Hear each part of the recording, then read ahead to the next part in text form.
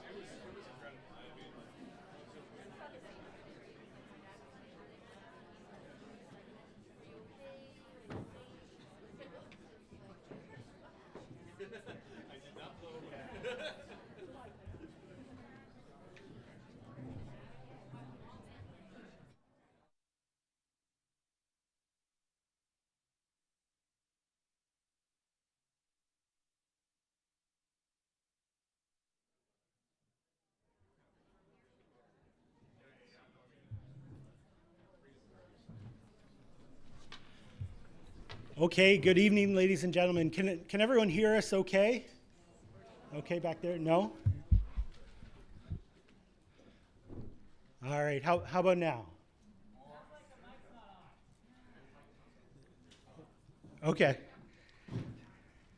We're good? All right, perfect. All right, so welcome to the 2022 Stratford and District Chamber of Commerce Provincial Debate. My name is Travis Blum. I'm past chair for the board, the chair of the Government and Civic Affairs Committee, and a business owner here in Stratford as a financial planner and division director with IG Wealth Management. The Chamber of Commerce has had a presence in this community since 1860. It's our mission to be the prominent business organization and to be the voice of business by championing economic prosperity and an exceptional quality of life. In keeping with our history and objective to promote good government and sound legislation at all levels of government, the Chamber is proud to host the All Candidates Debate for the provincial election held on this Thursday, June 2nd, 2022. I'd like to take a moment now to introduce and thank our candidates for joining us this evening. It is not an easy deed to run for political office, and you've all shown up here this evening willing to do your part and speak your piece, so we thank you for joining us.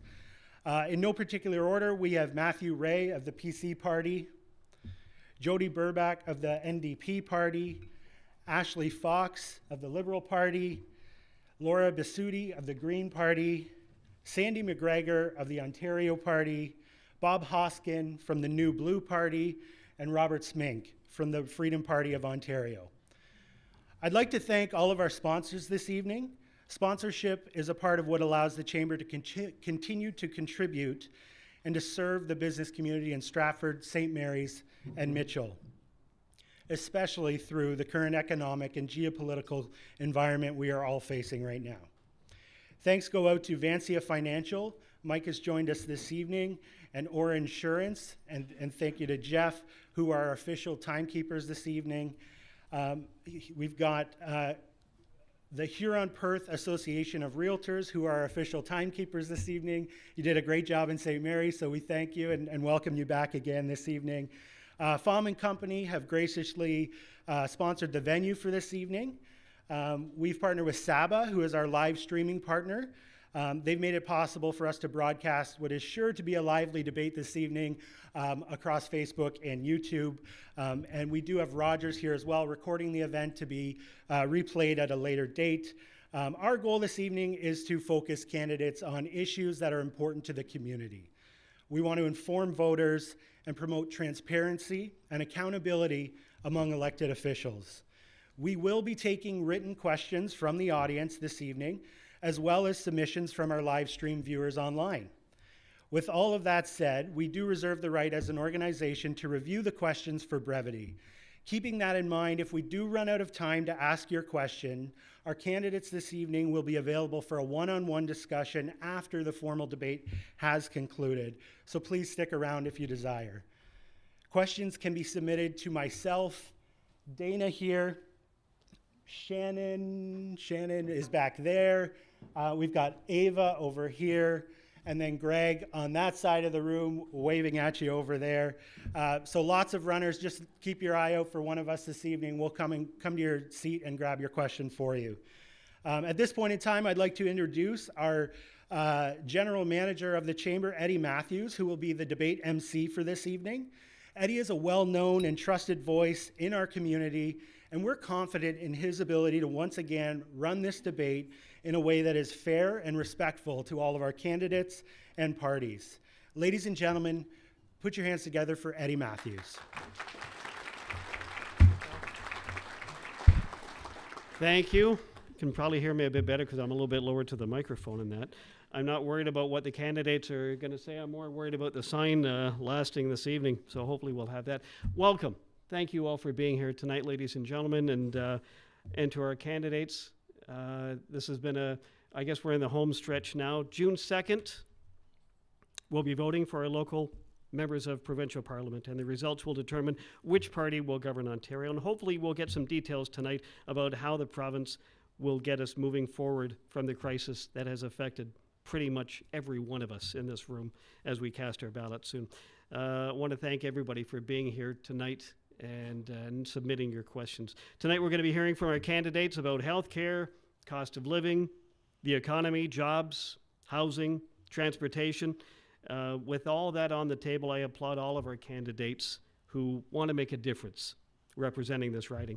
We have a number of questions that we're going to be getting to, so please flag down one of our runners. But right now I'd like to introduce the candidates, let them introduce themselves. Each candidate will have 3 minutes for their opening statements, and we'll do it alphabetically by first name. And Ashley Fox from the Liberals. Thank you very much. My name is Ashley Fox, and I am the Ontario Liberal candidate for Perth Wellington. I am a registered practical nurse with certifications in advanced foot care and gerontology. I grew up in Harriston, Ontario, and currently reside in Palmerston, Ontario with my husband, and we will be expecting our first child a little bit later this year. I presently work as a home care nurse and a nurse case manager with Promise Home Care in Kitchener-Waterloo, and I facilitate a senior living course with Conestoga College. And my experience in nursing is primarily in senior care, including a background in hospital, addiction care, retirement homes, and long-term care.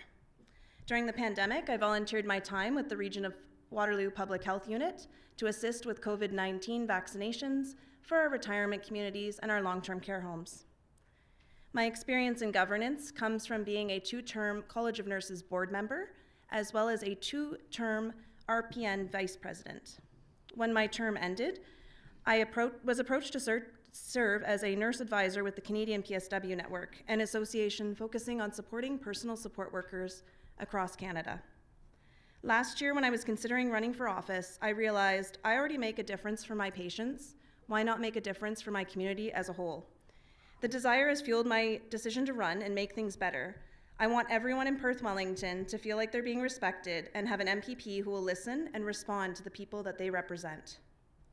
There are so many issues that are important to me in this provincial election, focusing on revolutionizing healthcare and senior care, strengthening and investing in our public education system, support for small local businesses, tackling affordability, transportation, and continuing to stand up for the rights of women, our LGBTQ community, and minorities. I want to be clear that the rights of all women include reproductive human healthcare rights. We need a representation in government that acknowledges that our rural riding is unique. Yes, we face challenges, but we also have many strengths as a result of our diverse economy, including the arts, culture, agricultural, manufacturing, construction, and tourism, and we need to recognize the significant contribution that we make to Ontario. It's an honor to be here tonight, and I humbly ask for your support on June 2nd. Thank you. Ashley. From the New Blue, Bob Hoskins, you have 3 minutes. Good evening, good evening, everyone. Excuse me. There, I think I fixed it. There it is. My name is Bob Hoskin, and I'm representing the New Blue Party for the candidacy for Perth Wellington. New Blue Party is a grassroots party. It's a conservative party, and a new type of conservative party that we haven't been used to seeing in the last definitely 4 years. We want to support small business. We don't want to support big corporations. We want to see things change in this province in terms of the decision-making that we're doing, right? Talking to stakeholders in the different industries is the way to go to come up with the best solutions possible. What we see now is decisions being made out of an inner circle in Doug Ford's office. An inner circle that includes lobbyists. You know, his strategy or his campaign strategists are both lobbyists in the campaign off-season.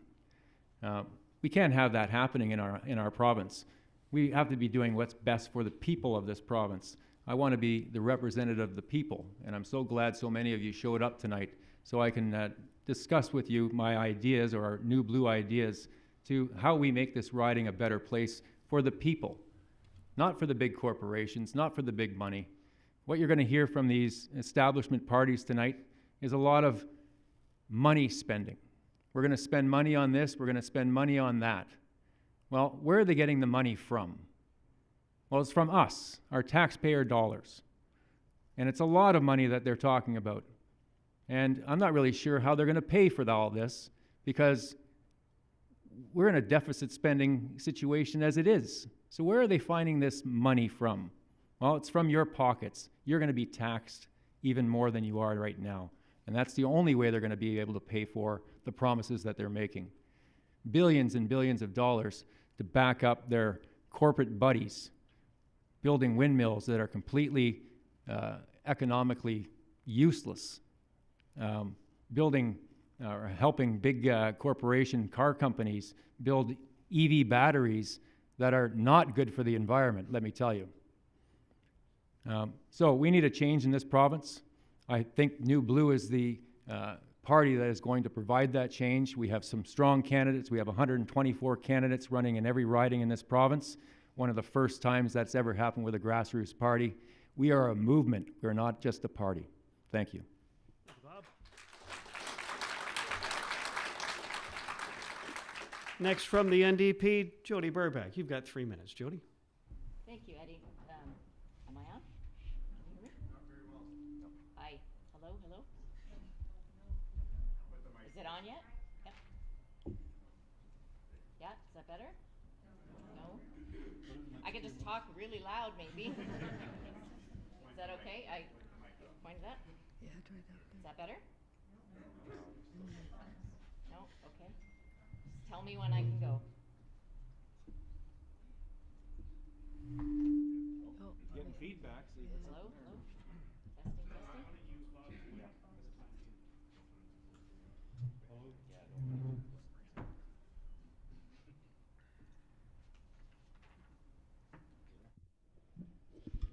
Okay. Okay, thank you very much. Thanks very much to the Stratford and District Chamber of Commerce for hosting tonight, and thanks to everyone who's joining us here this evening.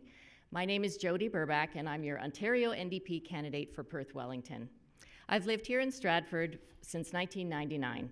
I moved to this area because I thought it was a great place to raise my 3 children, and I was right.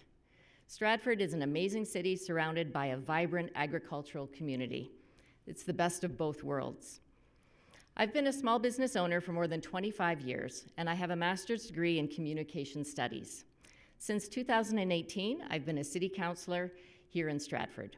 I've also served as a board member for many local organizations, including Cycle Stratford, Foundation for Education, and Here for Now Theatre. I'm a strong supporter of the arts, small business, active transportation, and environmental stewardship. I've been asked many times recently why I'm running to be your provincial representative, and the answer is simple. I love this city, I love this region and this province, and I'm ready to work hard to make it a better place for all of us to live. As a city councillor, I've seen firsthand the challenges that local families are facing, especially when it comes to finding a home they can afford. Home prices and rents are the highest they've ever been, and with the increases in the cost of food and gas, affordability has emerged as the biggest issue in this election. We need a plan to make life more affordable for all. As a parent and a friend, I've seen the strain that the pandemic has placed on our mental health. Whether we are students, teachers, nurses, PSWs, or small business owners, the toll has been huge. We need to invest in mental health care that's accessible and available for everyone. As an environmentalist, I've been working hard to address climate change at the municipal level, and I am frustrated by the complete lack of action by the Ford government. Anyone who claims that building a highway will help address climate change clearly does not take it seriously. I understand that the issues that we're facing locally and the NDP is exactly what we need right now. Our priorities are to invest in affordable housing, healthcare, long-term care, and education.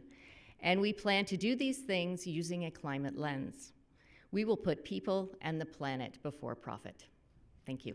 Thanks, Jody. We'll get to, are we able to fix Jody's mic, just so we're not sharing? Thanks for looking into that. Next up, Laura Busudi from the Green Party. You've got 3 minutes. Laura? Can everyone hear me? No? Is it off? Is that why? You got a switch there. Is the switch on? The switch doesn't seem to be a switch per se. Oh, mine's on now. Hello? Might have to swing yours over here. I didn't want to touch anything and ruin it. Mine's fixed now.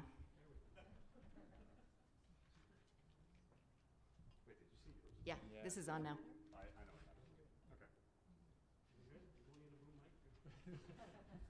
Turned on your mic. So this is where, okay, okay. Hi, I'm Laura Bizzuti, candidate for the Ontario Green Party.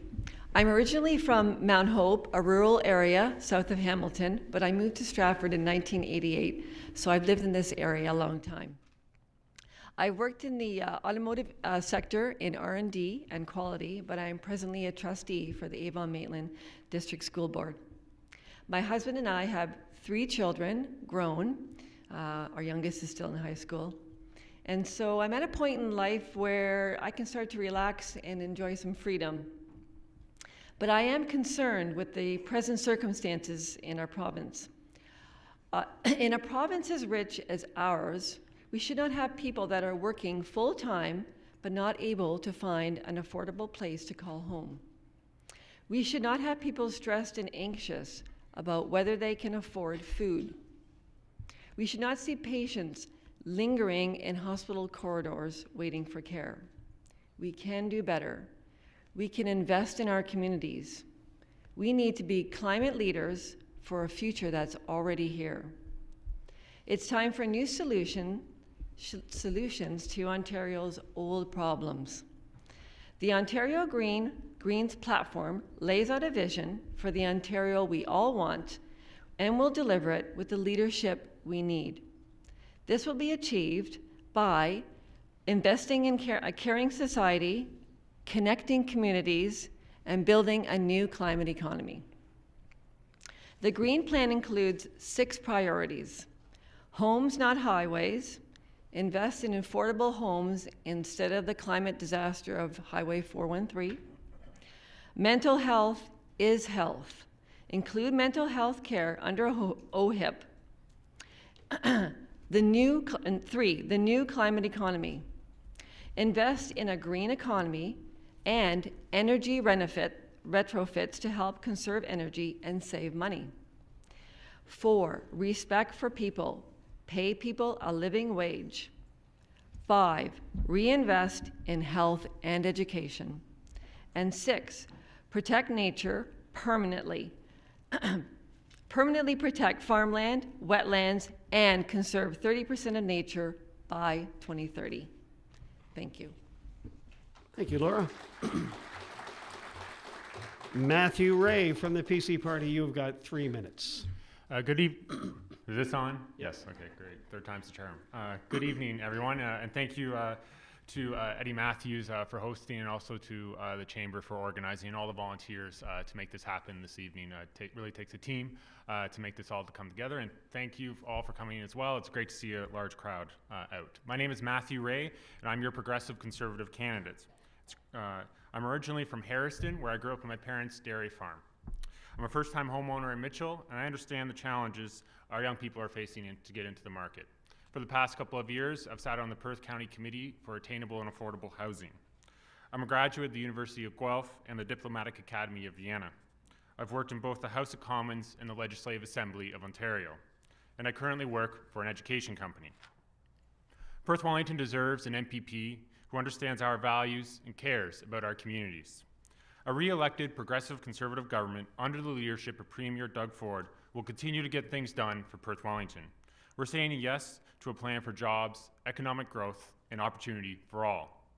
We reduced the small business corporate income tax rate. We introduced the jobs training tax credit. And under our Progressive Conservative government, the WSIB is providing a rebate of $1.5 billion in surplus funds to safe employers this year. We're saying yes to increasing rural healthcare funding, increasing long-term care beds, more houses, and expanding rural broadband. Having worked at Queen's Park before, I understand what the day-to-day life of an MPP looks like. I'll be ready on day one to advocate for you and our families in Toronto. Our progressive government will rebuild Ontario's economy, continue working for workers, continuing building highways and key infrastructure, continue to keep costs down, and implement a plan to stay open. I look forward to the questions and the discussion this evening. Thank you very much. Thanks, Matthew. Robbie Smink from the Freedom Party. Hello. You've got 3 minutes. Hello? Okay, great. Listen, thanks for coming out and standing up for Canada. I'd invite you to visit the Freedom Party website at freedomparty.org. Our platform is made up of the basic principles of truth, rights, justice, and freedom. You know, listening to the other candidates here, it just seems like, oh, this is just business as normal. Like, what about the last 2.5 years? I don't recognize my own country anymore. Canada has become a fascist, and Ontario, a fascist dictatorship, a police state, and there's plans for lots more. In Doug Ford's upcoming budget, he has $6.9 billion earmarked for the next COVID pandemic, what they want to spend next year on, you know, COVID suppression or whatever, however you want to call it.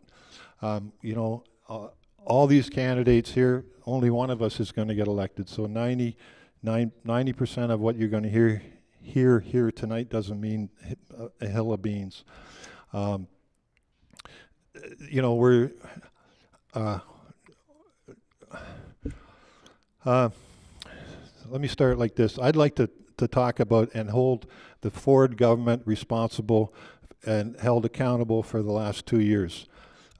He's suspended Parliament almost for 2 years. He wanted the police to actually have the powers to stop, seize, and search people for COVID violations. Where's your papers, police state? And if it wasn't for the Ontario Provincial Police and all the other police forces that stood up and said, no, we're not going to enforce that. We're not going to turn Canada into another Australia. If it wasn't for them, we'd be suffering under that kind of dictatorship. Ford kicks people out of caucus who don't agree with him, who don't toe the party line, like Roman Barber and Randy Hillier. And you know, I don't have this confirmed, but Ford's daughter said their whole family isn't vaxxed. So, and that includes Ford's. So I'd like to talk about face diapers tonight. I'd like to talk about vaccine mandates and passports and windmills and how they are a total waste of money. And I'd like to talk about the price of gas. And I'd like to talk about how government has put 3 million Canadians out of jobs. And I'd like to talk about how 30 churches were burned down this year. Did you hear anything about it? Not too much. I'd like to talk about the lockdowns, not just business as usual, let the government fix this problem, fix that problem. The government isn't the solution. The government is the problem. How long will it take before people wake up to that fact? There's 3 million Canadians can't pay their rent or their mortgages because of these COVID policies, and they got to be held accountable. Thank you. And last, Sandy McGregor, representing the Ontario Party. You've got 3 minutes, Sandy. Hello. Am I on? Yes, I am. Hello, my name is Sandy McGregor, and it's Sandy William McGregor, by the way. I grew up in Kitchener, Ontario, but we recently moved to Mount Forest, and we have lived there for the last 9 years and now call it home. My wife, Heidi McGregor, and I have been married for 45 years. She has been and still is my greatest inspiration and best friend. Together, we have 2 children and 4 grandchildren. My career has focused primarily with children and youth. I have worked in child and youth services for most of my life, in group homes, a detention center, and for the past 21 years in a high school. We, as the Ontario Party, believe in freedom of conscience, freedom of worship, and religion, freedom of speech, freedom of education, freedom of association and assembly. We believe good governance necessitates an acknowledgement of universal truths that apply to all people regardless of their religious background. We recognize the family as the fundamental institution of a healthy, functional society and the best place for the formation of healthy, responsible citizens. We believe in the right to life, from the beginning of conception to the last rights and dignity of all citizens, regardless of health, disability, or age. The Ontario Party is committed to creating an unprecedented level of openness in government. We believe in limited government and the indispensable role those autonomous institutions play in maintaining those limits by balancing the power of size and state. We believe in balanced budgets to be the most responsible fiscal policy. We affirm that a surplus budget is over taxation. We understand that you need to know how and why a decision is made in government. My name is Sandy McGregor, and I represent the Ontario Party in Perth, Wellington. Thank you. Thanks, Sandy. And thank you, candidates. This section now, we're going to start at your end, Sandy. And folks, also, if you've got questions, specific questions for a certain candidate, please, you can ask them. I know some of the questions are kind of generalized, but if you've got a question for a specific candidate, please make sure you ask and give that to the runners when they come by. We're going to start with Sandy. What we're going to do, ladies and gentlemen and candidates, Sandy, you'll get 1 minute to respond. Robbie will get a chance to respond after you for 1 minute, and then we'll open it up for a 3-minute debate for everybody else. And we're going to start with housing. Housing and the cost of housing in Stratford and area, how we can assist with not only the cost of housing, but the effect that housing has had on the rental market. How would the Ontario Party handle things, Sandy? Well, as you know, Ford's government prevents construction of family dwellings that are not single-family homes. Duplexes and fourplexes are forbidden where they are most needed, both for ownership and for renting. We're going to introduce sweeping ban of urban planning to reform and adjust single-family zoning in Ontario's most housing-deprived cities. In particular, and property owners will be given more freedom to construct 2- and 4-unit residential buildings amidst neighborhoods traditionally reserved for single-family homes. Establish an Ontario-focused foreign purchasing ban on residential homes, and team up with young buyers and senior home owners. This is kind of an idea of mine, to team up with baby boomers and young people to get them into homes together and work out a plan that they can own a home together eventually. Robbie, from the Freedom Party, you've got 1 minute to respond. Well, here's another typical example of how, because of the government involved, there's more problems than there are solutions. And part of the housing problem is that the government is printing money that it doesn't have out of thin air, and it's driving up inflation to the point where people can't even afford groceries now sometimes. So the borrowing of the money has to stop. And then there's, like Sandy said, the zoning regulations. But you know, none of that's going to matter unless we address what's going on in our skies. The chemtrails that they're spraying every single day, normally in the morning and then in the evening, but yesterday over St. Mary's, it was all day. Yeah, and you can tell what they are because they don't dissipate in 10 to 20 seconds. These white streaks in the sky, they won't dissipate for 30, 40 minutes.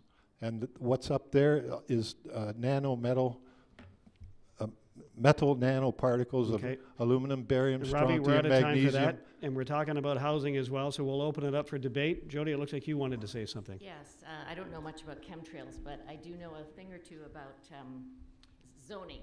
And it's really important that all levels of government work together, municipal, provincial, and federal. Provincial can't solve it on their own, but definitely can play a huge part in things like zoning. So right now we have zoning laws that are different in each municipality, but they tend to be exclusionary, meaning that we're restricting the type of housing that can be built. So the NDP would like to move towards more inclusionary zoning so that we can get different types of housing. Not everybody needs to have a single family home out in the suburbs. We need what's called the missing middle, and we need to build that up. Townhouses, duplexes, low-rise apartment buildings, and we also need to work with developers to be able to bring those projects forward. And I think Matthew Ray wanted to respond to that. Sure, thank you, Eddie. It's a great question. It's one of the top things I hear at the door around affordability and housing affordability.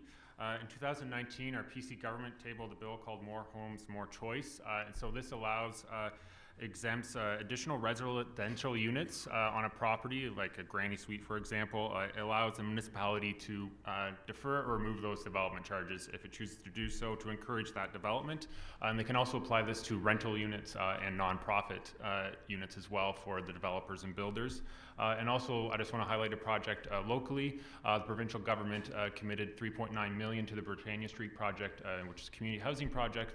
And across the province, we've are committing $1.2 billion to the Social Services Relief Fund. So that's community housing. Okay. And Laura, how would the Greens handle this? I agree with everyone in more inclusionary zoning, and of course allowing more duplexes, triplexes to be made as of a right, so that we can increase density. But how about we also put in a just trying to find it here, a tax, a 20% tax on people who buy multiple houses. So on their third house, they would get 20%, and then the next house would be even more. And that way we don't have corporations and wealthy individuals scooping up all the houses and then parking cash there. We've got about a minute left, and I want to get to this end of the table. So why don't we, Ashley, and then Bob, we'll get to you after that. Thank you very much. Municipalities know where the best spots municipalities are for building and development. So we would bring back their voice to the table and work with them directly on where building and zoning needs to be. And we would also provide incentives, because we know that if we meet KPIs or growth targets, that often the development will help with that. Yeah. And Bob? I'll take a different line on it. I think a lot of it, and I'm going to go with, to agree a little bit with Robbie, a lot of it has to do with holding down interest rates for the last 10 years. What we've done, and essentially with this deficit spending and money printing out of thin air, that's what causes inflation, right? High prices are just a symptom of inflation. Inflation is money printing. So if you're deficit spending and you're printing money out of thin air, I always ask, look for the people who you are not allowed to criticize. And who are we not allowed to criticize? We're not allowed to criticize the Bank of Canada. Pierre Poilievre found that out pretty quickly in the last couple of weeks. But I think we should be critical of the central bank for lowering interest rates and keeping them so low for so long. What's it done? It's provided people no savings accounts because there was no interest rates to save your money in the banks. Okay, well, hold that thought, because I want to continue on with the housing and the real estate situation, and we'll throw this to Robbie, and Matthew, you'll have a minute to respond. From Robbie, we have an entire generation that's currently priced out of the real estate market now. This directly impacts our community and keeping people here. Young, hardworking people have been moving away just because of the cost, not only here but around the area. What would be your plan to enable long-term, sustainable affordability? Robbie, you've got 1 minute. Well, it doesn't matter what my plan is, because I'm not going to get elected anyway. I'm only going to get 2% of the vote, as is everybody else here except the winner. So, to be talking about plans that you're going to implement when you have not a chance, why don't we talk about what's really happening in our world? The price of gas, vaccine mandates and passports, why isn't government being held accountable for closing schools? Where's the science between business closures and quarantines and face diapers and social distancing? Where's the science between contact tracing and restricting public gatherings and keeping seniors in isolation in long-term people's homes? Those are the issues that we should be dealing with here, not what's one government program you're going to spend. And listen, every time you hear somebody up here talk about investment or a rebate or $1 billion here, $1 billion there, they're just talking about increasing your taxes by that much. Well, you're going to love the rest of the questions then for the night. Matthew, you've got a minute to respond. Thank you for the question. It's a very important question. And so our government committed in budget 2022 for the next 4 years of a 4-year mandate. Every year we would work with our municipal partners on the housing supply strategy. So it's great to see a provincial government working in tandem with our municipal partners. As some of my other colleagues have mentioned, the municipalities know what's best. What works in downtown Toronto will definitely not work in downtown Stratford, downtown Mitchell, or downtown Listowel. So we need to work with our municipal partners moving forward, and our government is committed to do that in budget 2022. Thank you. Okay. Ashley, we'll throw it out to you. So our focus would be on the first-time home buyers. We know that that's a very difficult time for them right now, so $1.5 million in 10 years. and we would create an Ontario Housing Corporation which would finance and develop that. Okay. Bob, how would you handle this problem? Well, again, throwing money at the problem is not going to fix the affordability problem. It's actually going to worsen it. So I'm not really sure why they're talking about throwing money at programs where young savers can save more money. Well, how is that going to fix the house prices? It's actually going to compound the problem and make house prices even more expensive. And when private corporations or private companies or private small businesses or home builders get involved with the government, is it actually going to lower the prices of housing? I would think that's going to be the opposite effect Well, when the let's government check with gets the involved. NDP. Jody Burback, and then Laura will come to you. Yeah, we're looking at a few different approaches. One is to give direct financial support to first-time home buyers and renters, but that would come in the form of interest-free loans. The other important thing to do is to create a strategy, and we know that the PC government has actually got rid of the Minister of Housing, so we would bring back a Minister of Housing that is specifically looking at housing, and we have a plan to create at least 250,000 affordable and non-market rental homes over the next 10 years. Okay. But we do need a plan to coordinate that. Yeah. Laura? The scarcity of homes, because a lot of the affordable homes that are around now and rental buildings were built, pre-2000.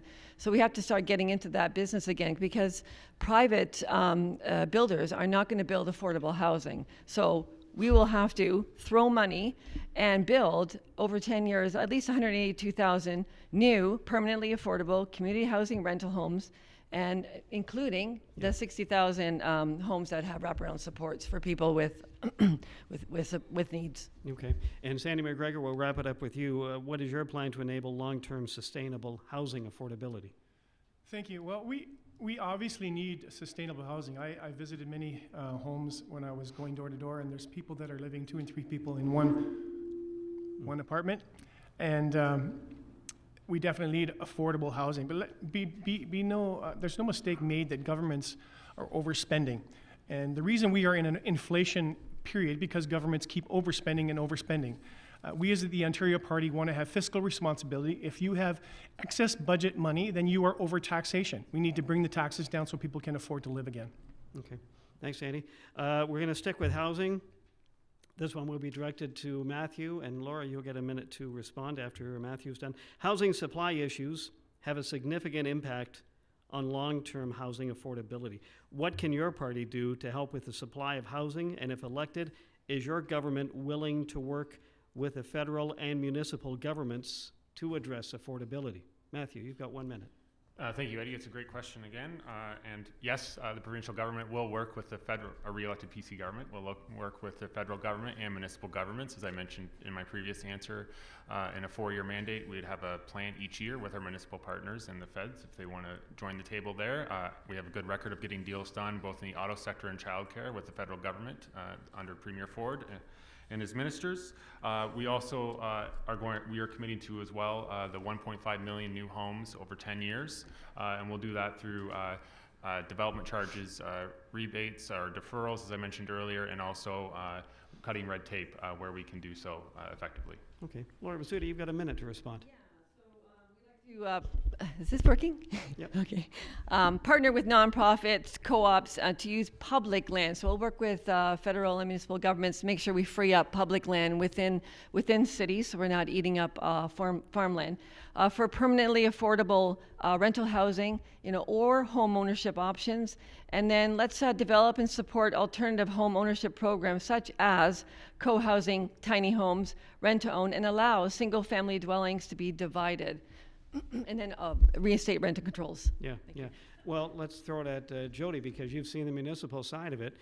I have, If actually. elected, what can you see the NDP helping out with? Well, there's one thing in particular. Affordable housing has been on our radar for several years, actually. And in the past year and a half, the city of Stratford created a supportive housing project with 12 units that would be created, and we have the land available, and we applied for a rapid housing funding for it. We've applied twice, and we've been denied. So municipalities have the answers. We just need a provincial government that will support those projects. And we basically saw all of that rapid housing money that was available go to the GTA and not to the smaller municipalities.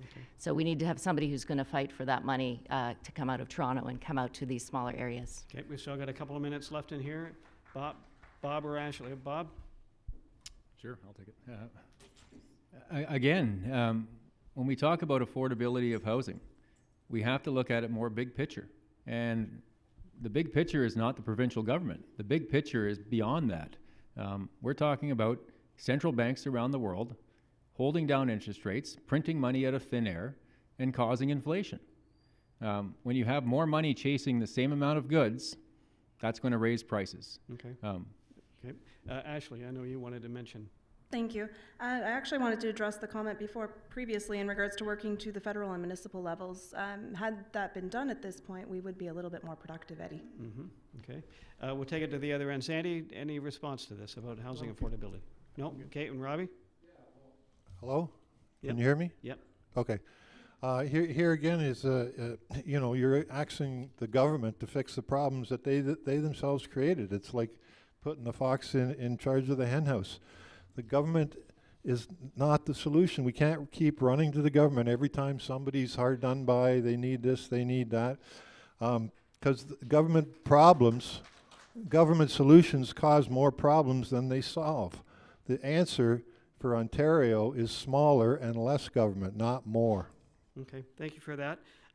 This one will be directed over to Laura, and then Jody, you get a minute to respond. How do you intend to support first-time home buyers across the country, and especially across this area too, across this county, that are struggling to find housing that meets their needs? This is one thing that we've seen not only around here, but it's nationwide, isn't it? Laura, you've got a minute. Yes, well, so we have to make sure that workers are being paid a fair wage so that they can afford rent and afford the life in general. And then, of course, we're going to have to build affordable housing. Like I said, a lot of the affordable housing was built pre-2000s. We have to either fix these buildings or make new ones. So that's why I say we have to provide nonprofit housing providers the support and capital to purchase rental buildings and to maintain affordability in perpetuity. Thank you. It's a $5 word right there. Jody, you've got a minute to respond, and then we'll open it up for debate. Thank you for the question. We definitely need to support first-time home buyers and renters directly, but we also need to support municipalities and make sure that we are able to build the, especially purpose-built rentals.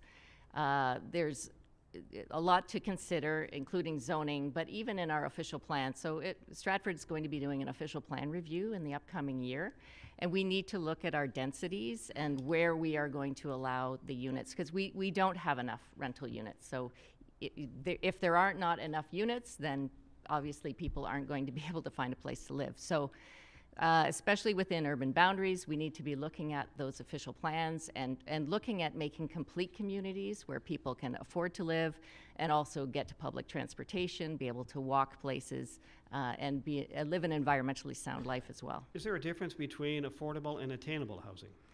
Stratford has an official difference between attainable and affordable. So attainable means that a person is able to purchase or buy it. Okay. Affordable, I think, is based on an actual percentage of your income, and that's more of a provincial definition. Good to know. Just wanted to ask.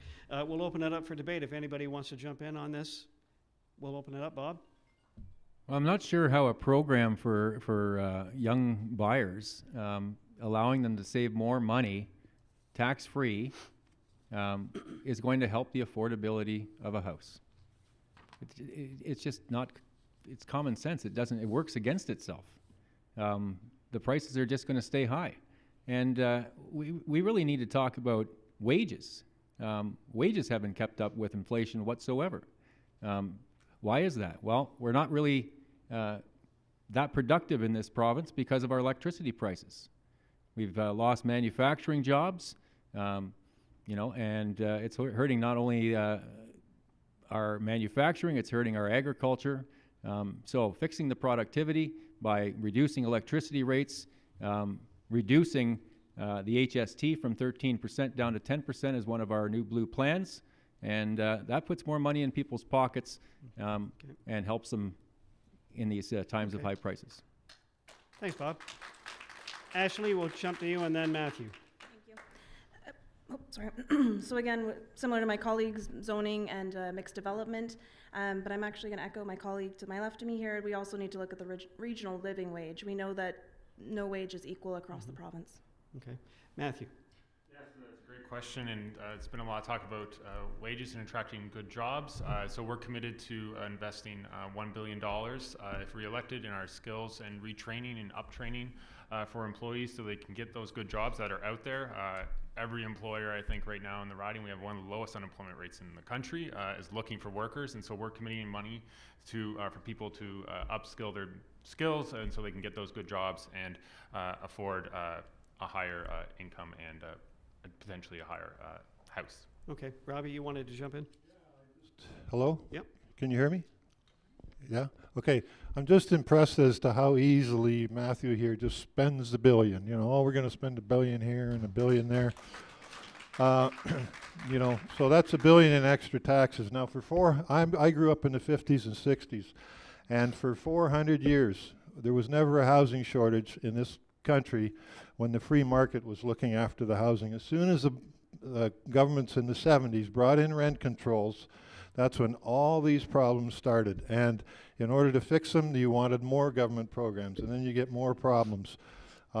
Another thing we have to do is we have to stop the illegal immigration that's going on in this country, bringing in people and having open borders in Roxham Road and letting thousands and tens of thousands of people come across. Where are they going to live when we don't even have affordable housing for our own Canadian citizens? Okay. Thank you. Thank you for that. We're at the end of this one, so we've just got a few more housing questions that have come in. This one for Jody, and then Bob can respond to it. You'll each have a minute. The recent passing of Bill 109, More Homes for Everyone Act, is an effort to increase housing supply with the thought of ultimately increasing housing affordability. What metrics will be used to evaluate the positive or the negative impacts of that bill? And I don't know if you're familiar with that at all? I'm familiar with that bill, yes. We actually talked about it at the last council meeting I went to because municipal councillors and municipalities are not very happy with it. Bill 109 will allow the provincial government to make zoning and sprawl decisions for municipalities without having to consult them. So they will be able to tell a municipality where the developments will happen, and it will jump over consultations at the municipal level, which is a problem. The other thing that is problematic for our staff is that development charges will be rebated to developers if we don't get their proposals through in time. And for smaller municipalities like Stratford and especially the smaller municipalities in this region, we don't have the staff to push through those development proposals so quickly. So we are going to be working for free, and we're all going to be paying for that with our municipal property taxes. Okay. Does it propose the change to the land use for the planning of it? Does that Yes, make sense? it gives the province the land use planning. It takes it out of the hands of the municipalities. Yeah, okay. Bob, I don't know if you wanted to respond to that at all? I'm not really Okay. that No. up to date on Bill Then 109, but not a problem with that. We'll open it up for debate if anybody wants to respond. Laura? Yeah, we have to start championing smart growth and freeze the urban boundaries, and that way we can ensure that the growth happens on available land, which is within a lot of our cities that's owned by the province and the federal government. Any new bills should respect municipalities' decisions on how to grow. Okay. Matthew? Yes, thank you for the question. It's an important question. So More Homes for Everyone is the name of the bill. It actually, aim of it is to reduce red tape and get more homes built. It also is to protect and build community housing, which is very important as well, because there is a spectrum, the community spectrum or continuum. And also the bill I referred to earlier, which was More Homes, More Choice. We saw the largest number of housing starts in 2021. It was 100,000 housing starts and 13,000 rental starts as well. So it's great to see some of these initiatives move forward, and we'll continue to work with our municipal partners, as I mentioned previously. The budget committed to doing that every year of a 4-year mandate. Yeah, okay. Started. I don't know if you'd even know that. I do not know that. No. Maybe the Huron Realtors do release statistics. 600,000, 700,000. Okay, Robbie? Yeah, well, I'd like to address the fact that all these costs are being imposed on us by this CO2 hoax, this carbon tax, which is raising the price of everything. Housing, fuel, food, everything we do is affected. And, you know, carbon makes up 0.04% of the atmosphere, 0.04. It's a requirement of every living thing on the planet, plant, animal, and people. And so actually to tax something that is an essential part of our existence is not only asinine, but it's just another tax grab of, you know, they've taxed everything else in our life, so now they're taxing the air we breathe. I mean, does it get any more insane than this? Sandy, did you want to get in the last? It just goes back to, this isn't on the, my father-in-law was a builder, and it all comes down to the price of building supplies. We keep adding on more taxes and more taxes. Building supplies go up. They have to pass it on to the consumer. So we need to lower taxes. That's a simple thing. Governments spend too much money. Okay. Jody, you wanted to get in? Just in response to Mr. Ray's point about red tape, I don't believe that environmental regulations are red tape. I don't believe that protecting our zoning and our municipal boundaries is red tape. Okay. That's actually protecting us. We're going to talk about municipal support in just a moment. This one is for Bob, and Ashley can respond to this, and then we'll open up to everybody, because everybody is involved in this one, because all candidates on the stage here are new to the provincial legislature. What experience do you hope to bring to the legislature that encourages good government? Bob, you've got 1 minute. Well, I plan on answering questions in question period. How about that? Okay. We haven't seen much of that in the last 2 years, if at all. Our only MPP in Queen's Park, Belinda Karahalios, seems to be the only opposition to any of these establishment parties. All the establishment parties seem to agree on most things for everything. We're talking about Bill 67, which was bringing CRT and LGBTQ conversations into our public schools. The PCs voted in favor of that. I'm not sure why. You know, they're constantly agreeing with each other in the House of the Queen's Park. Sorry, not the House of Commons. There too, though. But we need to change. We need an opposition voice and somebody to ask the question and change the narrative. Okay. Ashley, to respond to that. Thank you. We're going to have a whole new group of MPPs, and you could be one of them. How would you respond to this? Well, the theme when I've been talking at doors and on the phones is a lack of response, and that everyone across the riding, whether that's in urban or rural, wants to be heard. I don't feel that people are going to be heard when, for example, our premier has a 32% attendance rate. I would be there every day. That's our job, that's our commitment, and if we are running for public service, that's our accountability. I also pledge to be available 24 hours to 48 hours response and transparency as to why. Okay, good. We'll open up. We've got 3 minutes for debate. Jody, it looks like you wanted to jump in, and then Matthew. Yes. Well, clearly I have some experience on the municipal level, so I do understand some of the workings of government and how to bring ideas forward. So I think that experience will serve me well. I also know this community really well, so and I'm used to talking with people, and I know the issues that we face. So I believe that I would bring a lot of that experience as well, just knowing different people in the community and being able to bring your needs and questions and so on forward. Also, the NDP has a really great opposition team. We've been in the opposition for the last 4 years, and I don't know if anybody's watched Question Period, but they have mounted quite a good opposition, I think, and ask really great questions and try to hold the government to account, which is really hard to do when they're a majority. Okay. Matthew, you wanted to jump in on this. Yes, it's a great question.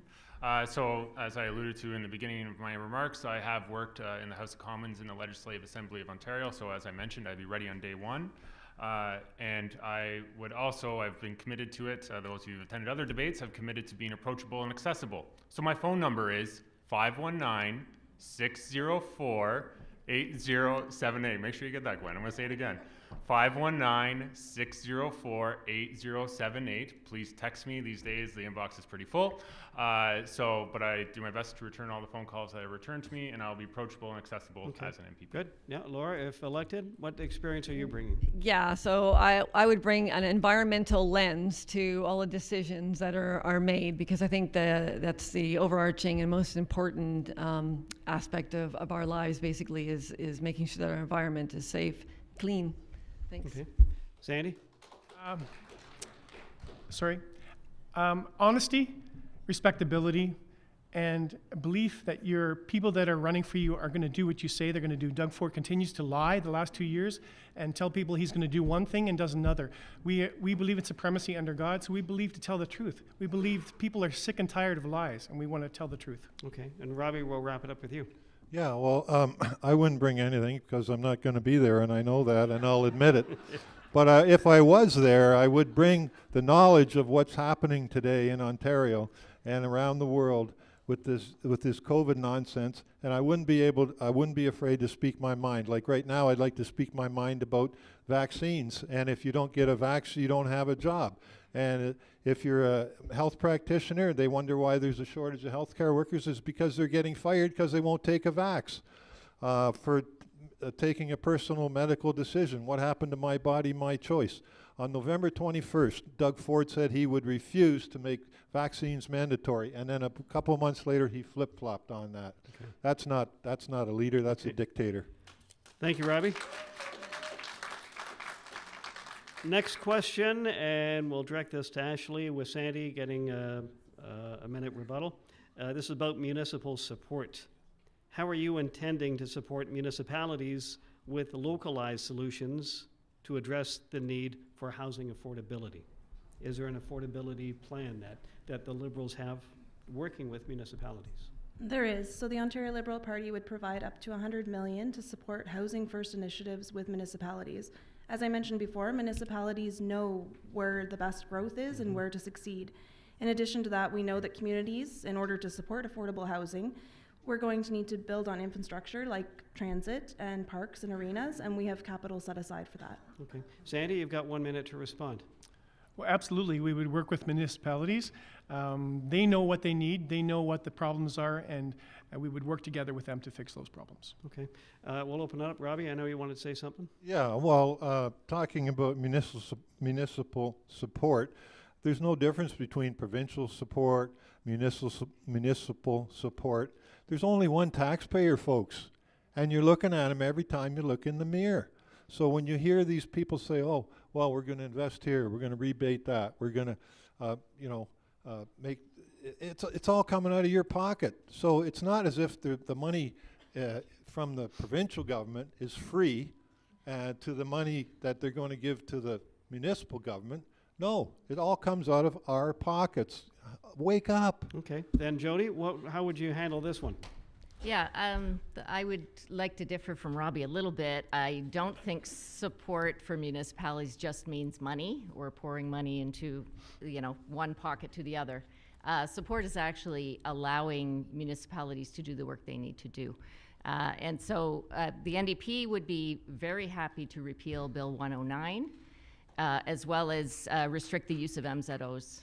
So just get rid of them. Okay. So that's the way we keep democracy in our municipalities. Okay. Laura?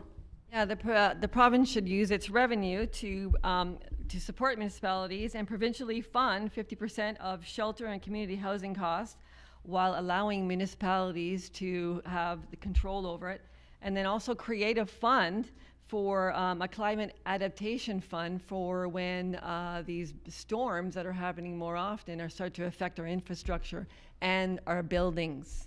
Okay, and Bob, we'll let you wrap it up here.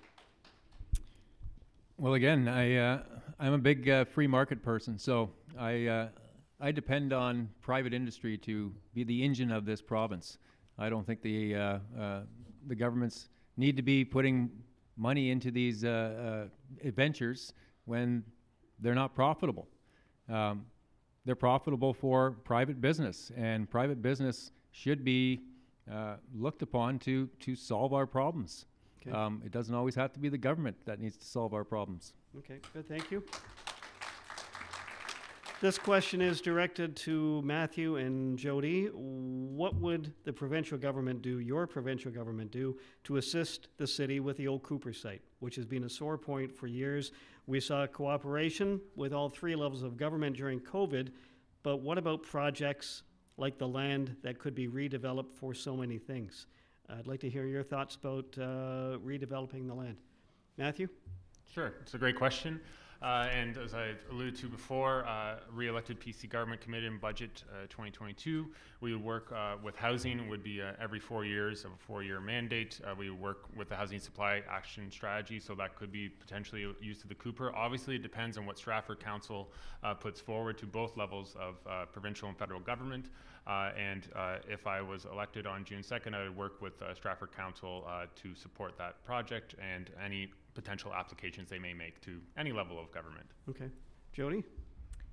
Yes, as we all know, those of us from Stratford, the Cooper site has been an ongoing issue for a long time, and it's a huge project. We did put together a plan, actually it was before my term on council, that would develop that property.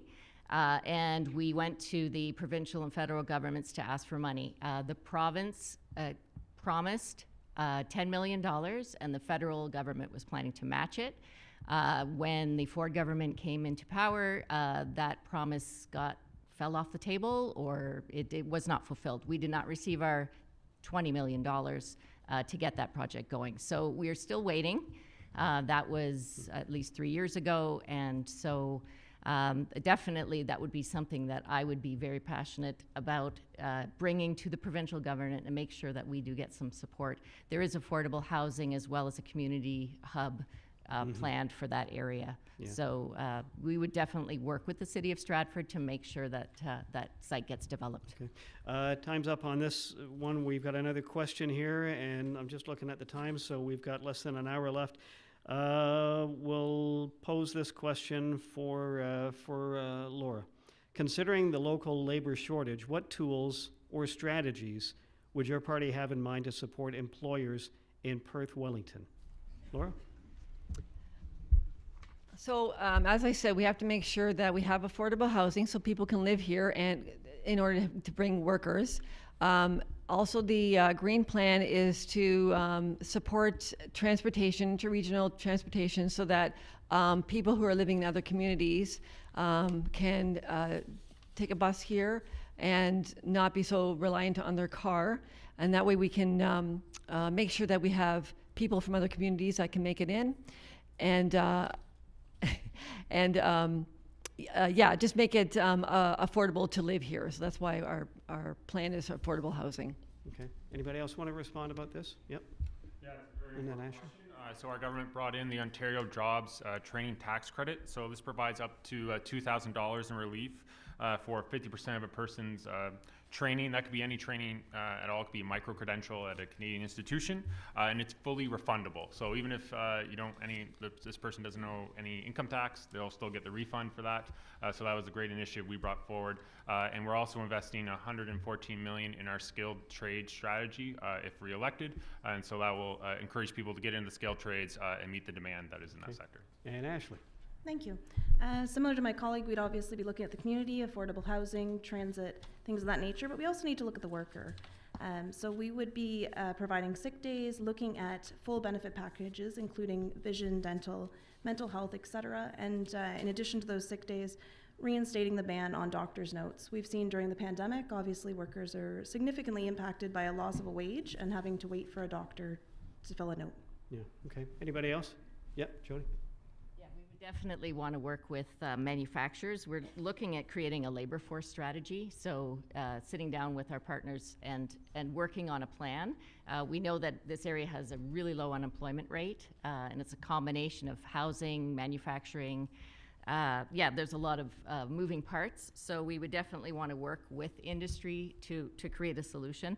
The other thing is we have a Green New Deal, which is our environmental plan, and it has a very large retrofit component. So we would be looking at creating 100,000 green jobs and training people in that sector, so that we could have kill two birds with one stone, so to speak, provide jobs, and also work on our greenhouse gas emissions reduction as well. Okay.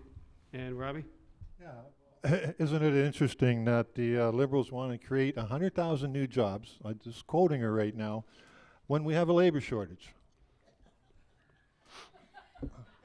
Okay? Now, I'd say a main part of the labor shortage is the school system that we have. It's a government monopoly, and it's not turning out qualified people for the jobs of the future. And we have to, this is an education system that was spawned in the 1850s in Germany, and we're still using the same techniques instead of changing the education system to reflect that we're living in the modern age with hyper cable and you know, the internet and social media, everything else. That's they're not using that in the education system. Doesn't make any sense. Okay. So, Time's in. Everybody in on that one? Okay. I knew this one would come up. Doug asked question about our freedoms, the convoys and freedoms. The freedoms of citizens and businesses in our locations, especially in Ottawa, were significantly constrained by several days' loud noises, 24 hours per day of truck air horns, preventing people from sleeping. How is this democratic, and how do you feel about affecting our freedoms? This is directed to Bob first. I'm not really sure what the question was. The question was about our democratic freedoms, and are you in freedoms? support of what took place? Well, I was proudly in Ottawa supporting the truckers. Everything that you heard from the mainstream media was a complete fabricated lie. I can tell you that the streets probably were cleaner in Ottawa than they had been for years. I can tell you that the homeless people, were you there? No answer. I was there. I witnessed it firsthand. So, the homeless people were being fed by the truckers. Right? Nobody says that.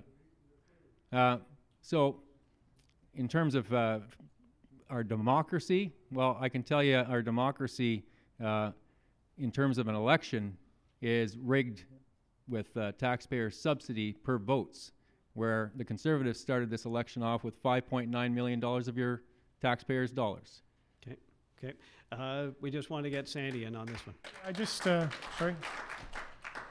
want to say freedom means we have the right of freedom of speech. We have the right to protest. My father and my uncle both fought in the Second World War and the Japanese War. He became a prisoner of war in the Japanese War. He did that for freedom, so that we have the right to speak our freedom of speech, no matter where it is. We have that right. Okay. Laura?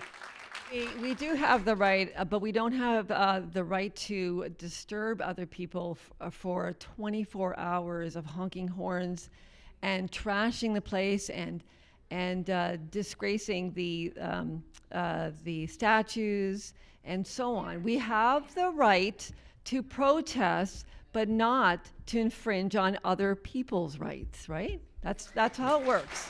Okay. Robbie? I'd just like to say that the Freedom Convoy, although it's been characterized as illegal, it was absolutely legal.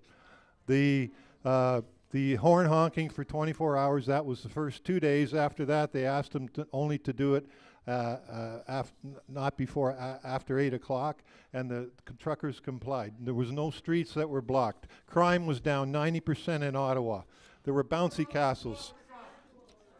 No, that's not true. There was, okay, all these mandates and laws are against the Canadian Constitution, the Canadian Bill of Rights, the international law, the Nuremberg Code, provincial laws, international treaties, UN Declaration of Human Rights, the Ontario Health Privacy Act, the Canadian Human Rights Code, the Ontario Human Rights Code, and the Hippocratic Oath, not to mention Canadian criminal case law and the Employment Standards Act and the Workplace Health and Safety Act.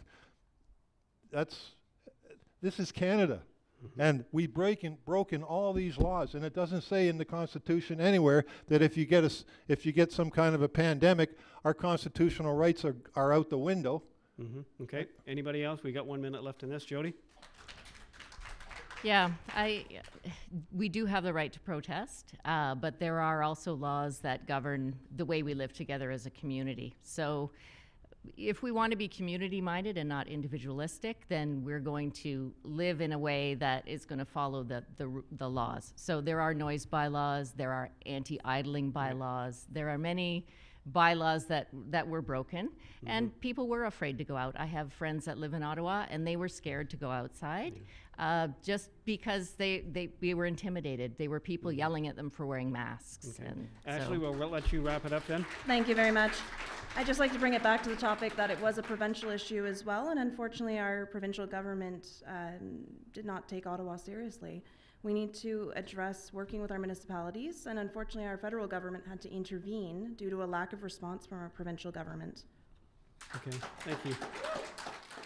We'll stick with you on this one. This is from Diane. It's about, and we'll have a few questions about senior care and long-term care. Ashley, we'll start with you on this. What will your government do to keep our seniors safe and properly cared for? And you've got a background anyways with healthcare. Families couldn't even see some relatives except from behind glass. How would your government, just in case we have to go through another crisis again? No, for sure. And I actually was one of those family members. My grandfather entered long-term care during the pandemic. Our priorities would be focusing on reinstating the what was cut in home care and long-term care. And what we would do is we would have a home care guarantee, so increasing services for those that are in the community, ensuring that 400,000 seniors will be getting the care that they can at home. For those in long-term care who do require services, we would reinstate the inspections. We know under the Ford government that they were stopped in 2020, and we would be looking towards a non-for-profit long-term care, smaller hubs to really support our seniors. Okay. Matthew. Thank you, Eddie. It's a very important question. Our government is committed to, and this is legislation, so it is law, our government is committed to providing 4 hours of direct care by 2025 for our individuals in long-term care, and we're committing $4.9 billion to meet that goal.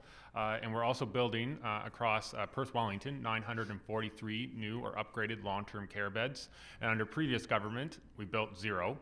And so we're moving forward with that. People Care is a great example locally, 160 beds. Hillside Manor, which the community did a great job in 2017-18, keeping those beds local, and they're going to be building and upgrading those beds as well. Okay, we'll come back to that in just a few minutes because somebody does have a People Care, but Laura, you wanted to interject, and then Jody. Yeah, it's a great idea building more beds, but we also have to pay the personal support workers more money to make sure that they're attracted to these jobs, because there's no sense in having extra beds without the people.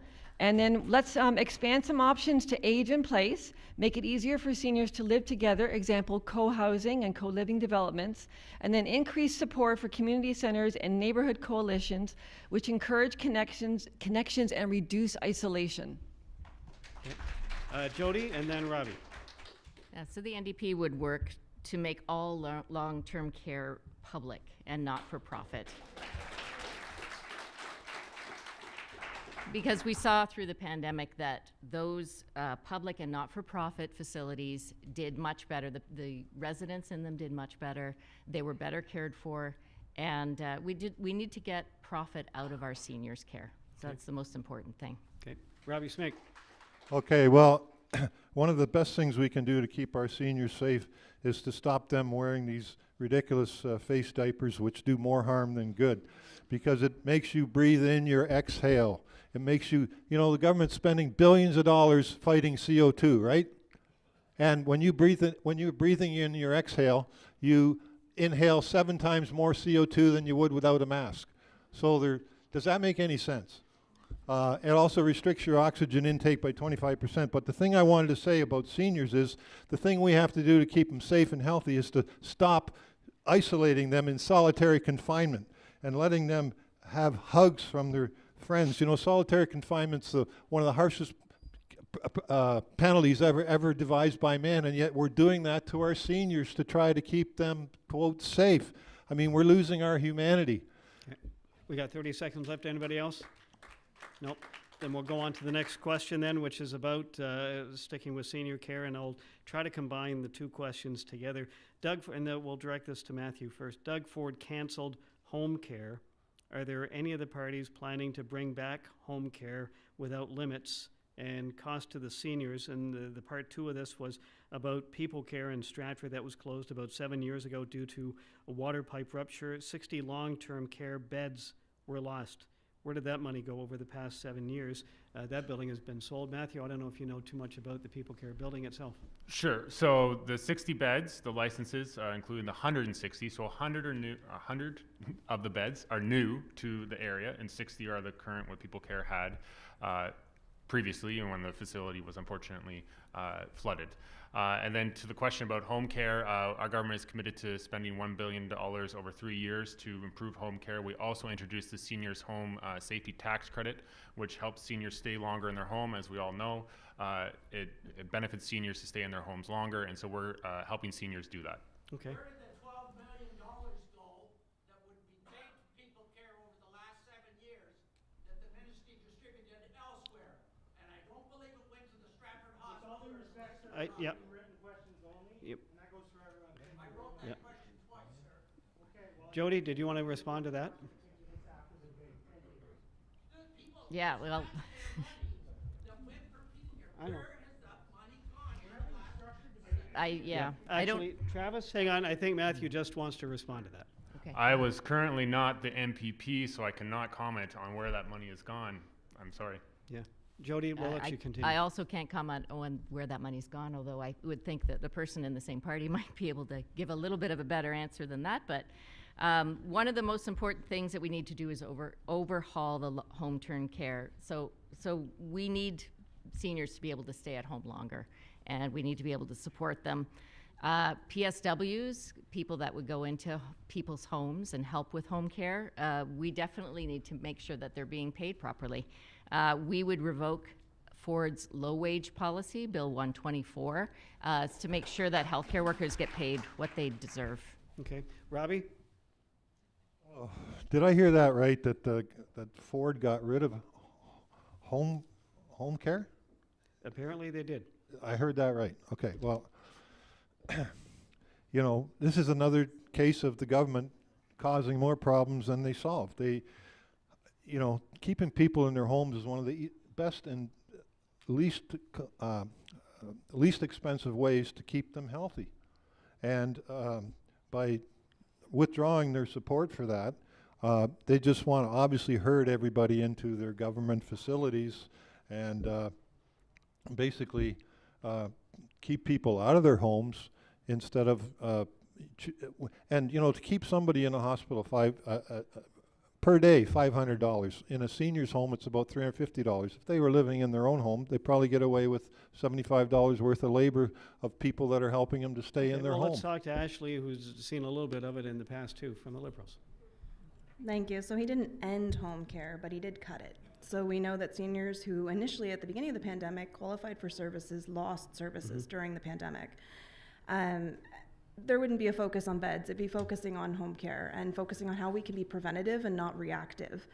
Similar to my colleagues around the table, paying staff is the way to start, and we're going to end with the wage disparity between home care PSWs and nurses and hospital nurses and PSWs and long-term care nurses and PSWs. We want to make it a career of choice. And for those that are caregivers at home, we would also be implementing for the unpaid caregiver, a tax credit that would be paid out more than just annually to support them at home living with their loved ones. Good. Bob or Sandy? Seniors and how much we care about them and all these things. And like he said, we locked them up for 2 years, and we told them that they could only get out if they took 2 jabs or 3 jabs or 4 jabs.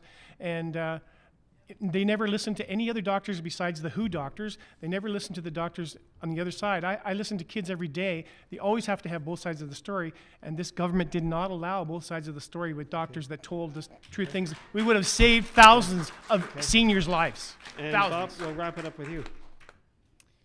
Well, I'm in agreement with Robbie. I think our seniors should be still in their homes. I think sending them to publicly funded LTC homes is not the right way to go. I think it's a cheaper way of supporting them with PSWs. But again, cost of living is going up, and wages need to reflect that. Okay, good. We're going to stick with healthcare, and I'm sorry. Yeah. Just to remember that we should expand the co-housing and co-living, because it can be lonely for a senior in their house. So we have to make long-term care homes desirable to go to as well. So we don't want to imprison people in their own homes as well. Okay. We want to make sure they have a community. Okay, good. Thanks, Laura. And don't go too far, because this one's directed to you. How about the Greens? What would you be doing to get laid-off healthcare professionals back to work, regardless of any personal medical decisions? Yeah, I'm not sure. Is it like 1 or 2% of the people have been laid off? Because I'm not really familiar with how many people had lost their jobs because they didn't take the jab. As far as our platform, we want to get more nurses. We want to get more students in nursing programs, and then we want to make sure that people who have their certification, like from overseas, are accredited and allowed to practice over here. So I guess I didn't answer the question. I just didn't know how many of these nurses have been laid off. Right, okay. Well, Matthew, do you have any stats, or have you heard anything at all? So it's a great question, and obviously even before the pandemic we needed more nurses in our hospitals, in our long-term care and home care, and also PSWs, and so our government is committing to investing and spending $342 million over 5 years to recruit 13,000 healthcare workers to our system. So that includes 5,000 nurses and 8,000 PSWs. Okay. Jody. Yeah, with revoking Bill 124 is the way to go, I think, because the reason that that we have a shortage of nurses and PSWs is that people who were working in those sectors, they got burned out. They're not being paid enough. They're not being respected. So they are moving to other fields. People are not going into training to become nurses and PSWs because they're frustrated. Met a lady on the door here a couple days ago in Stratford, and she's been working in nursing for 18 years, and she really hasn't had an increase. She's in her early 50s, and she's going to retire. So she said she's just one of many, many nurses who are still planning to leave the sector, and we're going to be in even more trouble if we don't fix Bill 124 and the wages. Okay, we got a minute or so left. Anybody else want to jump in? Robbie, and then Ashley. Yeah, well, I was just really impressed here how Matthew just spent another $343 million.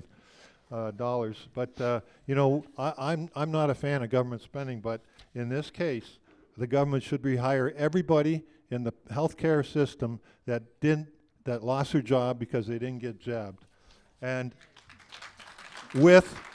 they should be rehired with back pay, with compensation. And nobody should lose their job for a personal medical decision, especially for taking a poisonous vaccine, which has been proven not to work. It doesn't prevent getting COVID. It doesn't prevent spreading COVID. It just doesn't work. Okay. It's a hoax. Okay, and Ashley, you got the last word on this. Perfect, thank you so much. And just for statistical data, it is 1 to 3% of employees across the hospital sector. It does not include just nurses. It includes the housekeeping, the maintenance, and all other departments. It's not a provincial jurisdiction due to the fact that the mandates were put in place by workplace sites. Therefore, it is a requirement, and we would work with our work sites and our hospitals and our public sector to address these issues. I'd also like to address as well that if we're looking at shortages, yes, there was shortages during the pandemic and before the pandemic, and we know that programs that were put in place by the current government, we're not seeing the results that were promised. Good, okay, thank you. We got one last question before we do closing statements from everybody, and this one is directed to Sandy. Please describe your plan for public transportation, not only around this area, but for the entire Public province? transportation. Well, I believe in public transportation. Obviously, I think it's a good way to move people from place to place and keep pollution down, whether you call it carbon or not. But I think believing in transportation is a good thing. There's something that I would like to bring forth, which she mentioned I was talking about the last few times, is having an entrepreneurship, to have someone to start a business that moves people from place to place according to the need, vans or minibuses to move them to different places, because people are I'm spending close to $600 a month for gas to get to my job. So we need to have other options for people to get to their job. Okay. Matthew? Yes, it's a great question. And so our government has committed $1.5 million to extend the PC bus, the pilot project. Moving forward, continue that, because we know ridership was down obviously during COVID, so we'll continue that project. The PC government's also the government that brought the GO train to Stratford and St. Mary's, and it was great to see in budget 2022 we committed to investing in track improvements moving forward, and to continue the pilot project and collect the data that's required. Good. Yeah, and Laura? Yeah, that's great that we have the GO train. Let's increase transit connections outside of the Greater Toronto Hamilton area and expand all-day two-way GO service. Let's cancel the unnecessary Highway 413, Holland Marsh, and 417 widening, a climate disaster. And then we can create a dedicated truck lane on the 407 to reduce congestion. There is a solution.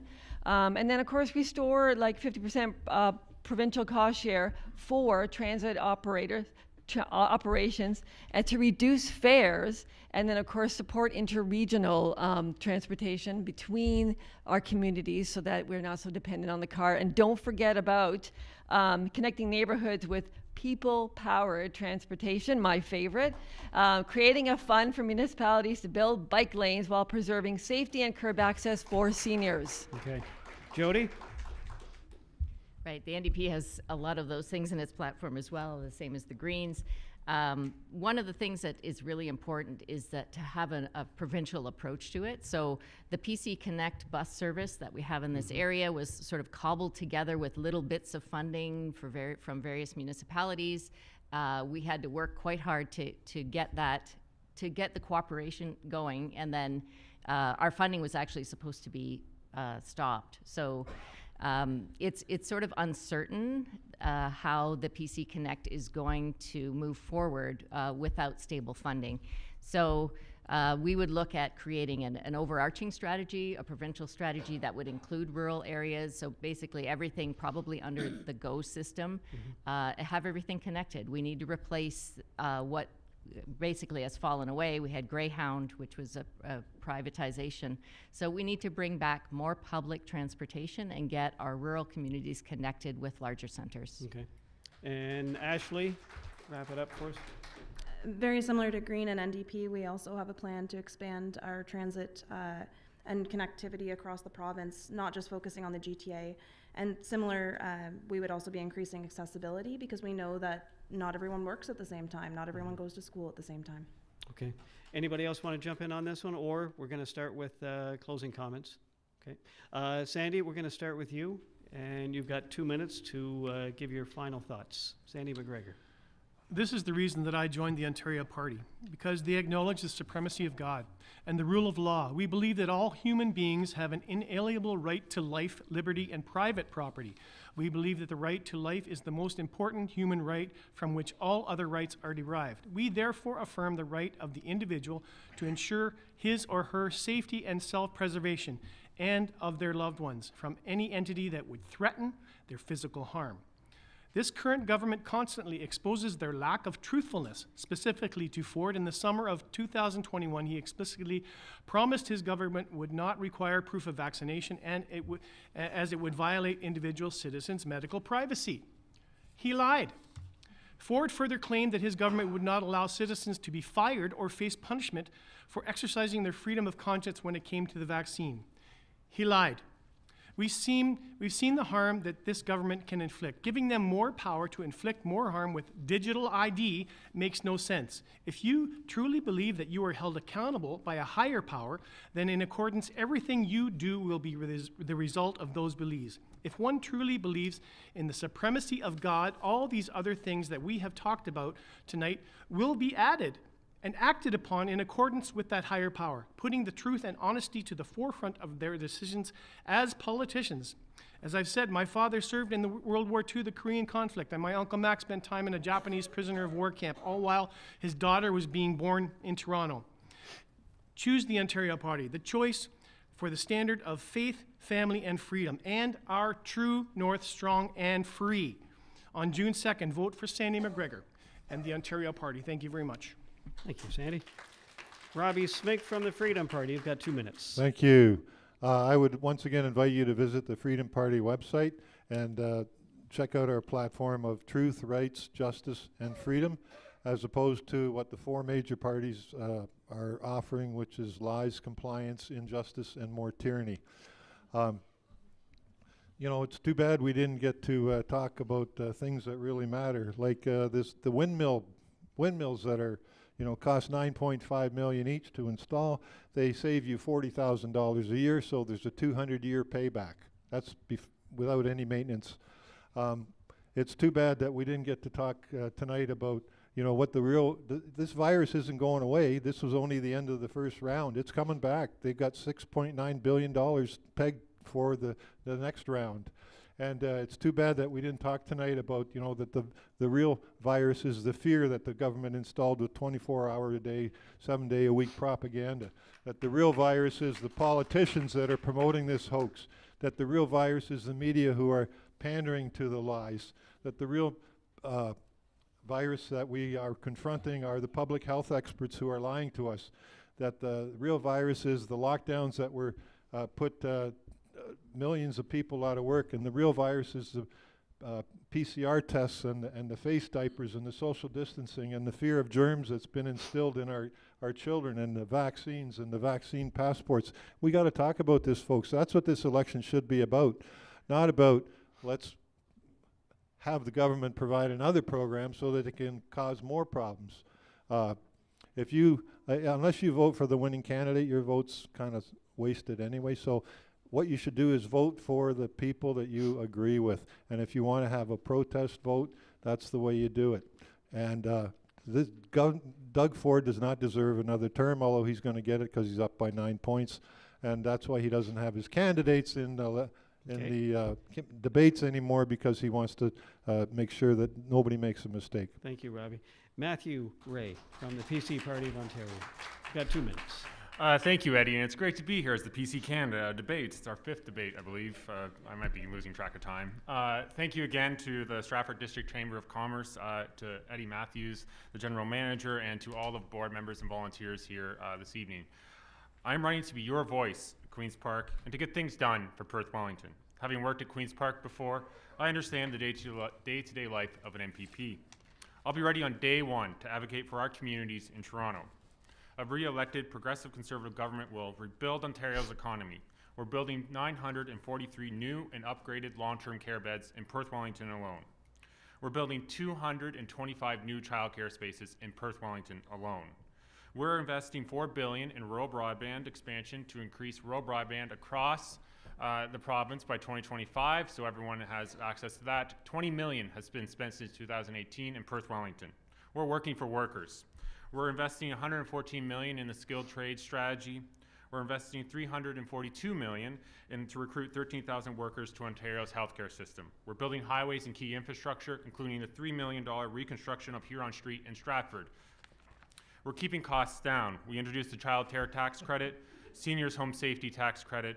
We're cutting the gas and fuels tax credit, and we'll introduce a seniors care at home tax credit for medical costs. And yes, we are investing in a plan to stay open. We are building more hospital beds, we're investing $1 billion additional investments in home care, and we're expanding community commitment program for nurses in rural Ontario. In closing, a re-elected progressive conservative government will continue to get things done for Perth Wellington. My name is Matthew Ray, and on June 2nd, I ask for your support. Thank you. Thank you, Matthew. And Laura Basutti from the Green Party, you've got 2 minutes. Billions of dollars will be spent rebooting the economy over the next decade. We can either chase old ideas, old industries, and old ways of doing things, or we can choose a new way forward with new solutions that reflect the urgency of the climate emergency, the housing affordability crisis, and the mental health crisis. We're asking the wealthiest Ontarians to pay their fair share with a tax on assets over $10 million. We're redirecting $23 billion currently used by the Ford government to subsidize electricity that benefits high-income households. We want to keep in place programs to help low-income, rural, and remote communities with their energy costs. We want to implement speculation taxes to address the skyrocketing cost of homes to people that buy multiple homes. We want to cancel the $10 billion Highway 413 climate disaster, and we want to re-implement license sticker fees. Our plan makes fiscally responsible investments that will result in a better range of public services and chart a path towards a balanced budget. Thank you all. Thanks, Laura.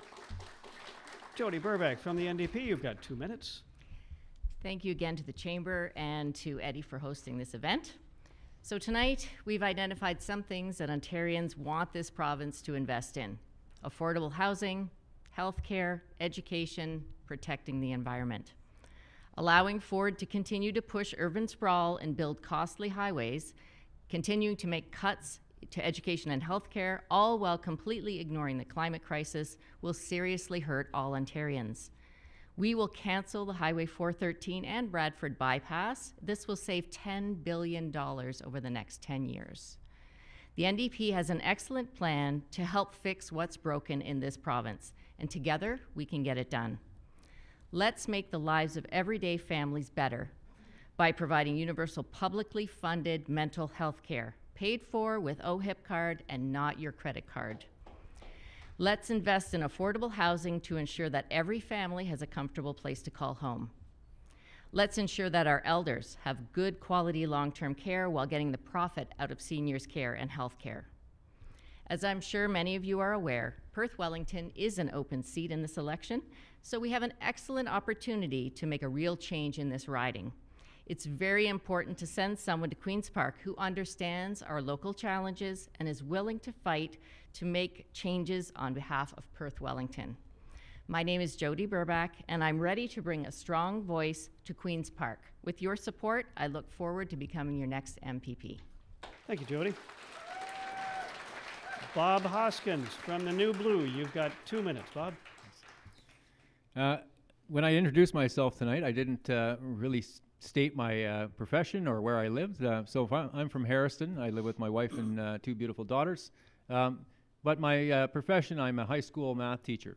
I have a degree in statistics from the University of Guelph, and that's my passion. I love math. And I had a feeling that I should start collecting the data that the Ontario government was putting out regarding COVID. And I think the public needs to hear what I found. And I can tell you, if I know this stuff, collecting this off the Ontario's own government website, other people know it as well. What I can tell you is this. I started collecting data on February 26th of 2021. Why? Because that's when the vaccine was rolled out. Essentially, it came out in December, but it was rolled out in February. I can tell you that the year between in 2020 and 2021, where the vaccine was available, when before it was not available, there's a substantial amount of deaths that happen in people under 70. 550% increase in the number of deaths in people aged 20 or younger.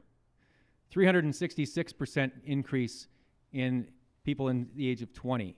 390% increase in the people aged 30 to 39. almost 300% for 40-year-olds. 200% for 50-year-olds. 154% for 60-year-olds, And there were more actual 70-year-olds die when the vaccine was available than when the vaccine was not available the previous year. You can fact check me all you want. It's from their own source data. That's what I wanted to say. Thank you. Thank you, Bob. And finally, Ashley Fox from the Liberals. You've got 2 minutes. Thank you very much. And thank you, Eddie, for moderating. I know that's a difficult job. Stratford Chamber and Rogers, thank you, as well as our sponsors. I know that without you, this event could not be possible. Thank you for attending in person or online. It makes a difference when our community is involved and informed at election time. I want so much more from my government, and I hope you do too. Again, that desire had fueled me to make a decision to run and make things better, and I want everyone in Perth Wellington to feel like they have a voice. I want you to have an MPP who will listen and respond to the people that they represent. I can assure you, when I give out my phone number, I will be calling you. There are so many issues that are important to me in this provincial election, including healthcare, education, our agricultural community, and our pandemic response. You've heard a few of them in the debate tonight, and Ontario can be the place to grow, but only if we make the right choices. It's your choice. We can send more career, unresponsive politicians to Queen's Park, participate in closed-door consultations, and lose our voice. Or we can send a fresh voice, a nurse who has dedicated their entire career to working and advocating for the vulnerable. I already make a difference for my patients, and I'm ready to make a difference for you. I was the first candidate in Perth Wellington to take the Universal Basic Income Pledge, and I will continue to advocate for a dementia strategy at Queen's Park. I humbly ask for your support on June 2nd. Vote for Ashley Fox, Ontario Liberal candidate for Perth Wellington. Thanks, Ashley. And thank you to all the candidates for their participation this evening. This is an important election, so I'm glad you got to have a chance to listen to all the candidates and their views. They're going to be sticking around. I'm sorry we couldn't get to all the questions. We had so many, but they will be sticking around if you would like to direct any question to them. Thanks again to Orr Insurance, Vancea Financial, Famme Co, the Huron Perth Association of Realtors, and the Stratford and Area Builders Association, plus 401 Stream and Rogers. Thank you to everybody for being here. This is an important election coming up. Advance polls are currently open. Election day is June 2nd. Thank you for joining us tonight. Have a pleasant evening.